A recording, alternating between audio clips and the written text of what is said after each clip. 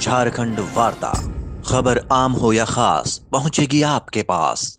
कृष्ण वल्लभ आश्रम में जिला कांग्रेस कमेटी के अध्यक्ष श्री शैलेंद्र कुमार यादव की अध्यक्षता में झारखंड प्रदेश कांग्रेस कमेटी प्रदेश अध्यक्ष राजेश ठाकुर के निर्देशानुसार हजारीबाग जिला मुख्यालय में संसद के मानसून सत्र में कैश नियंत्रक और महालेखा परीक्षक सीएजी की रिपोर्ट में मोदी सरकार में हुए घपले घोटाले के खुलासे पर आज प्रदेश कांग्रेस कमेटी के द्वारा भेजे गए प्रतिनिधि रामगढ़ के पूर्व विधायिका श्रीमती ममता देवी ने प्रेस वार्ता को संबोधित किया और कहा कि कैग रिपोर्ट के अनुसार एनडीए की सरकार में हो रहा है भ्रष्टाचार। कैग ने पर्दाफाश किया है कि मोदी सरकार के 7 घोटाले जो प्रधानमंत्री मोदी जी के नाक के नीचे हो रहा है। भारत माता प्रोजेक्ट की बिल्डिंग प्रक्रिया में फर्जीवाड़ा, द्वारिका एक्सप्रेस में भारी धांधली, सड़क बनाने की कीमत 18 करोड़ प्रति किलोमीटर से 250 करोड़ रुपये प्रति किलोमीटर पहुंच गई। आयुष्मान भारत में मृत लोगों को जीवित दिखाकर भुगतान और एक ही नंबर से 7.5 लाख लाभार्थियों के जुड़े होने का फर्जीवाड़ा। अयोध्या डेवलपमेंट प्रोजेक्ट में ठेकेदारों के गले में अनुचित लाभ पहुंचाने का घोटाला, टोल नियमों का उल्लंघन, एनएचआई ने गलत तरीकों से यात्रियों से 132 करोड़ रुपये वसूले। साथ ही विमान इंजन की डिजाइन प्रोडक्शन में खामियों का गंभीर आरोप, जिसमें 159 करोड़ रुपये का नुकसान हुआ। ग्रामीण विकास मंत्रालय में वृद्ध, विकलांग और विधवा पेंशन योजनाओं का पैसा अन्य योजनाओं के प्रचार में खर्च कर दिया। देश की संस्था है कैग जो सरकार के सारे खर्च का ऑडिट करती है। यह संस्था भाजपा सरकार के नाक के नीचे हो रहे 1, 2 या 3 नहीं 7 घोटालों को बेनकाब कर रही है। जी, प्रदेश कांग्रेस कमेटी आदरणीय राज ठाकुर जी के निर्देशानुसार पूरे ज़िले में आज कैग की रिपोर्ट को पेश किया जा रहा है, जिसमें कि आज मैं हजारीबाग में यहाँ प्रेस कॉन्फ्रेंस में बैठी हूँ।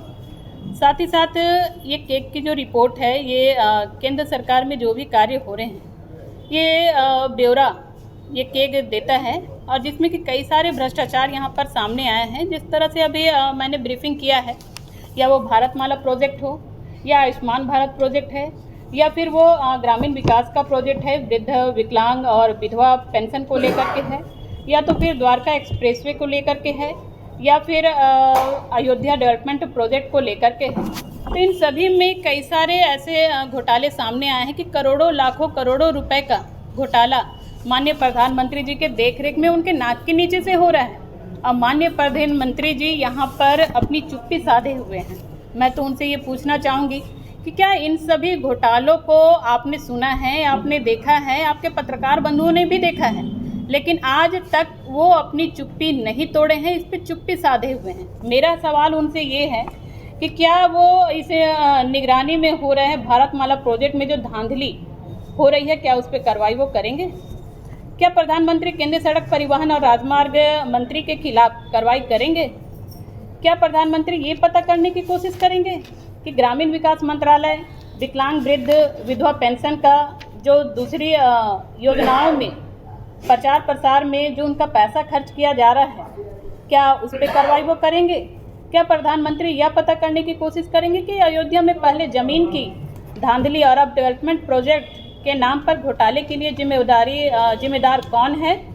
आखिर कौन ठेकेदारों को अनुचित लाभ पहुंचाया जा रहा है? मैं ये बार बार उनसे पूछना चाहूँगी, क्योंकि कई बार ये चीज़ें हमारे पार्टी की तरफ से भी कही गई है। हम लोग भी इस बात को कहते हैं कि कहीं ना कहीं प्रधानमंत्री जी की साठगांठ यहाँ के कई बड़े बड़े उद्योगपतियों के साथ में है, या वो अंडानी कह लीजिए, या अंबानी कह लीजिए, या अन्य और भी कोई ऐसे लोग हैं जिनके साथ इनकी साठगांठ है। इनका उठना बैठना सब चलता है। आज हम निष्पक्ष तौर पे हम कह सकते हैं, क्या जिस तरह से देश को बेचने का काम यहाँ के प्रधानमंत्री जी कर रहे हैं, आज उन्होंने यहाँ के कई सारे ऐसे चीज़ें हैं, या वो एयरपोर्ट है, या वो वेल है, या फिर वो कई सारे ऐसे संस्थाएं हैं जिसको बेचने का काम किया है।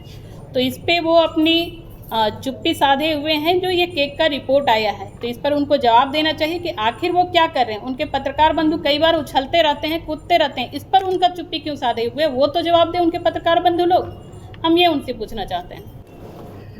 इस परियोजना में CCEA ने मंजूरी दी थी 5.3500 करोड़ रुपए की लागत पर 34.800 किलोमीटर सड़क बनाने के लिए, लेकिन असल में ठेका 26.316 किलोमीटर राजमार्गों का ही दिया गया, जिसकी स्वीकृति लागत 8.4658 करोड़ रुपए थी।